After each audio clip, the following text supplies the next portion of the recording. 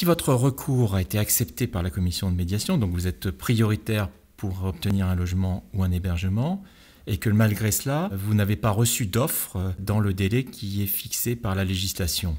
Si vous êtes dans cette situation, vous avez possibilité de faire un recours auprès du tribunal administratif. Alors d'abord, il faut bien avoir en tête quel est le délai dans lequel le préfet est supposé faire en sorte que vous obteniez une offre adaptée à vos besoins.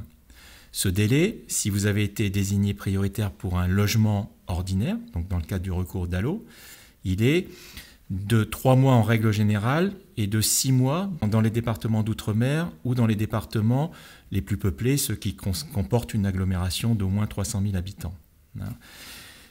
Si vous avez fait un recours et vous avez été désigné prioritaire pour un hébergement, là le délai il est de 6 semaines. Le préfet doit faire en sorte qu'on vous fasse une offre d'hébergement dans les 6 semaines.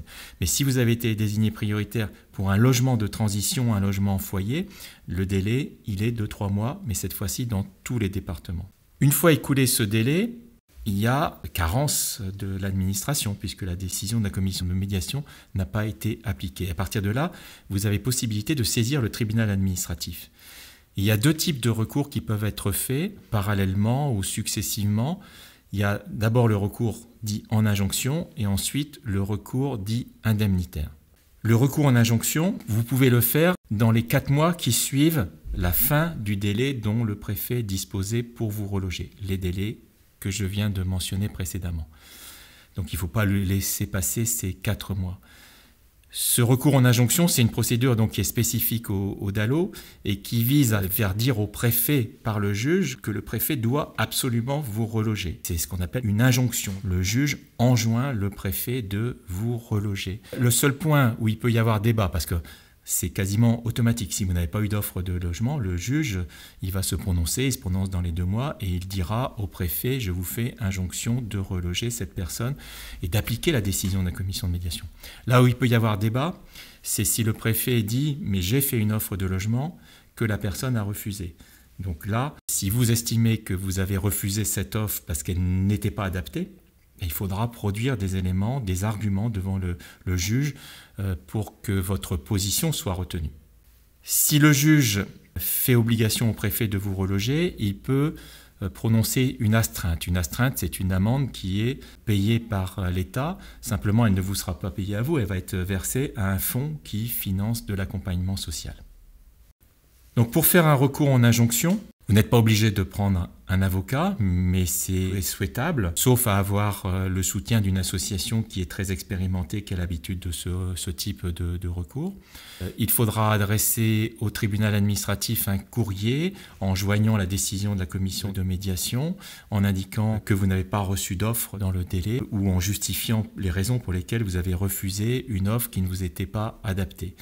Alors, nous avons mis sur notre site des modèles de recours qui peuvent être téléchargés, qui ont été faits avec d'autres associations. Donc, vous pouvez vous en inspirer, mais encore une fois, la recommandation que nous faisons, c'est quand même de s'appuyer soit sur une association très expérimentée dans ce type de recours, soit sur un avocat. Alors, je disais, dans le cadre du recours en injonction, l'intérêt, c'est de faire dire par le juge l'obligation qui découle de la décision de la commission de médiation, mais la limite, c'est que l'argent, la pénalité qui va être payée par l'État n'ira pas dans votre poche. Or, vous subissez un préjudice et c'est pourquoi vous avez la possibilité d'engager un recours en indemnisation, mais qui va être une procédure différente, complètement distincte de celle du recours en injonction. Un intérêt de ce recours, dit en indemnisation, c'est que là, vous n'êtes pas limité par le délai. Vous avez laissé passer les 4 mois du recours en injonction, vous pouvez toujours faire un recours en indemnisation. Donc vous pouvez le faire en doublon du recours en injonction, après ou seul.